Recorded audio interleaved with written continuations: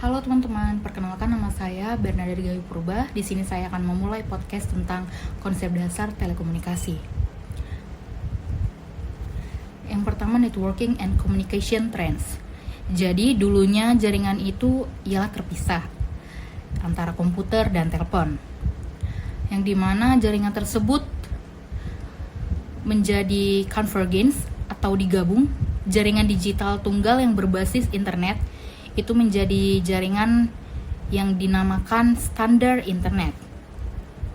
Yang kedua ada broadband, yang dimana broadband ini adalah teknologi dengan kecepatan yang tinggi. Yang ketiga broadband wireless, yang dimana broadband wireless ini adalah peningkatan komunikasi data internet yang berkecepatan tinggi yang berbasis nirkabel. Computer network atau jaringan komputer. Jadi komputer network ini itu terbagi atas dua atau lebih yang saling terhubung. Selanjutnya komponen dari sebuah jaringan, komponen utamanya itu meliputi yang pertama ada client and servers komputer. Yang kedua ada network interface atau NICS, yaitu untuk menghubungkan satu komputer dengan komputer lain. Yang ketiga ada connection medium, yang dimana media koneksi dapat berupa kabel atau nirkabel. Yang keempat networking operating system, mirip seperti Windows, Linux, yang berguna untuk konfigurasi antara klien dan server, baik untuk mengirim data dan lain-lain. Yang kelima ada hubs, switches, and router, yang dimana perangkat sederhana untuk menghubungkan jaringan yang dimana nanti mengirim paket data ke perangkat yang saling terhubung. Jadi hub dan switches ini merupakan jaringan internal untuk jaringan internal, dan routers adalah untuk jaringan eksternal atau jaringan luar. Selanjutnya, Key Digital Networking Technologies atau kunci digital teknologi jaringan, yaitu yang pertama ada client atau server computing atau komputasi klien dan server. Yang kedua ada packet switching, yaitu metode pemotongan pesan digital ke dalam bagian. Setelah dipotong, itu dikirim ke bagian yang berbeda. Jadi setiap requestan perangkat itu apa? Jadi dikirim ke setiap requestan, lalu nanti paketnya itu akan disatukan kembali untuk dirakit kembali. Yang ketiga ada TCP atau IP and connectivity. Jadi TCP ini merupakan perangkat lunak untuk mengirim informasi dalam jarak jauh, yang dimana punya beberapa layer. Ada 4 layer. Dari gambar tersebut merupakan ilustrasinya, ada komputer A dan komputer B. Dan di layer pertamanya itu ada aplikasi. Jadi nanti komputer A dan komputer B itu memungkinkan program aplikasi mengakses ke bagian lain. Contohnya itu membuka website atau HTTP. Layer kedua ada transport, di mana layer kedua ini bertanggung jawab untuk menyediakan layanan aplikasi dan komunikasi pelayanan paket. Layer ketiga ada internet, yang dimana layer tersebut fungsi untuk pengalamatan dan pemilihan rute serta pengemasan paket-paket yang disebut biasanya itu datagram. Dan layer yang terakhir yaitu network interface, yaitu bertanggung jawab untuk mendapatkan paket dan menerima dari jaringan manapun. Dan dilihat dari gambar tersebut, network interface dari komputer A dan komputer B itu adalah saling terhubung atau saling mengirim informasi data. Selanjutnya, signal digital versus analog, yang dimana di sini dijelaskan adalah modem. Modem itu dia bertugas untuk mengubah sinyal digital menjadi analog.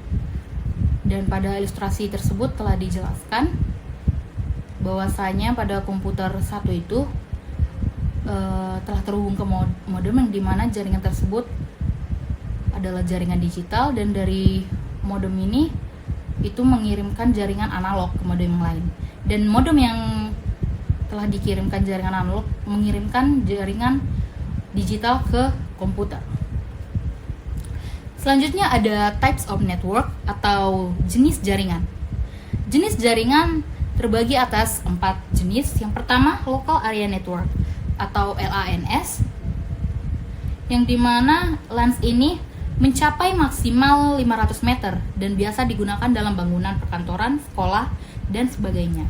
Yang kedua, campus area network atau CANS, yang dimana jaringan tersebut mencapai maksimal 1000 meter dan biasa digunakan di kampus atau fasilitas kantor. Yang ketiga ada Metropolitan Area Network atau MANS, yang dimana jaringan tersebut biasa digunakan dalam satu kota. Dan yang terakhir yang lebih luas yaitu Wide Area Network atau WANS, biasa digunakan pada skala global bahkan antar benua. Selanjutnya ada Physical Transmission Media.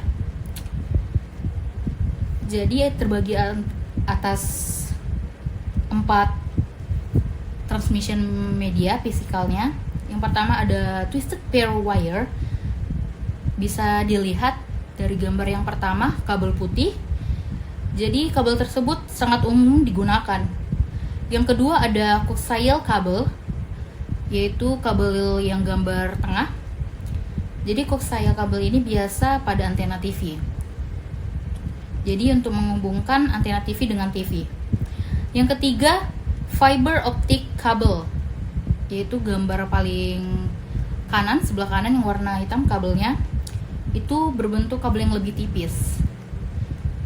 Dan yang keempat itu wireless transmission media and device. Jadi biasa wireless transmission media and device ini biasa menggunakan satelit dan cellular system. Selanjutnya, transmission speed atau kecepatan transmisi terbagi atas 3. Yang pertama ada bits per second atau BPS. Itu bits per second itu bit per detik. Yang kedua ada hertz. Yang ketiga ada bandwidth.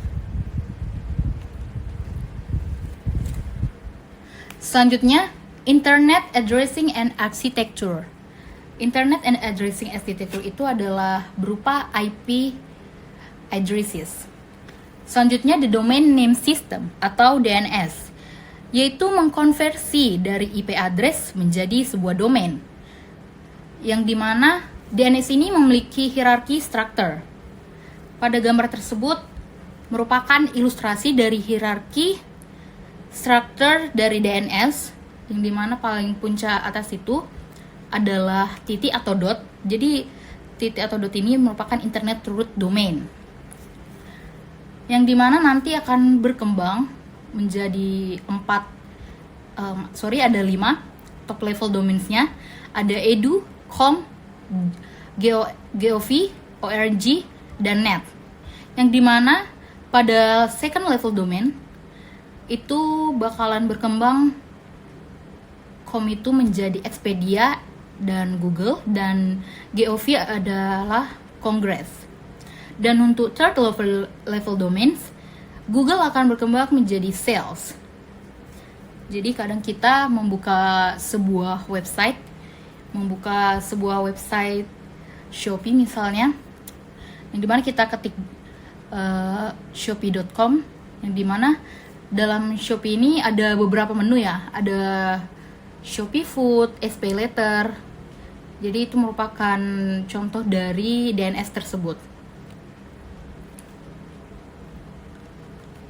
Selanjutnya, internet service atau layanan internet, yang dimana contoh dari internet service ini, yang pertama email, yang kedua chatting dan pesan instan, yang ketiga electronic discussion group atau news group, yang keempat ada telnet, yang kelima ada FTP atau file transfer protocol, dan yang terakhir ada World Wide Web atau WWW. Dan di sini merupakan ilustrasi yang dimana client and server itu mengakses internet. Jadi klien ini dapat berupa komputer atau smartphone, Mereka saling berhubung karena sebuah jaringan yang dimana server itu akan saling terhubung sama halaman web dan juga mail files. Dan server akan saling terhubung dengan application server, dan application server akan saling terhubung dengan database server. Dan database server akan terhubung dengan database atau backend system, dan database server itu akan mengeluarkan menu-menu seperti sales, production, accounting, and HR. Jadi sesuai dengan kebutuhan perusahaan. Selanjutnya ada the web. The web ini terbagi atas 6, yaitu yang pertama Hypertext Markup Language atau HTML, yang kedua Hypertext Transfer Protocol atau HTTP, yang ketiga Uniform Research Locators atau URLs, dan selanjutnya ada HTTP, yang selanjutnya ada web servers, dan yang terakhir software for locating and managing web pages. Selanjutnya cellular system. Jadi cellular system ini merupakan bagaimana revolusi jaringan berkembang, yang dimana yang pertama itu pada dasarnya jaringan itu hanya berbentuk komputasi standar, yang dimana ada CDMA hanya dipakai oleh Amerika Serikat, dan GSM itu untuk negara-negara lain dari sebagian negara. Selanjutnya ada third generation atau 3G, yang dimana 3G ini memiliki kecepatan 144 kbps, dan biasanya itu hanya untuk mampu membuka email aja sama web browsing. Nah, selanjutnya berkembang menjadi 4G atau fourth generation, yang dimana jaringan 4G ini bisa sampai kecepatan up to 100 Mbps, dan jaringan 4G itu mampu membuka internet video. Dan kita ketahui pada zaman sekarang ini jaringan sudah berkembang menjadi 5G, yang dimana kecepatannya itu sudah lebih cepat ya, dan aksesnya sudah lebih luas. Oke, mungkin sekian podcast dari saya. Adanya kekurangan kata, saya minta maaf. Sampai jumpa di podcast berikutnya. Terima kasih.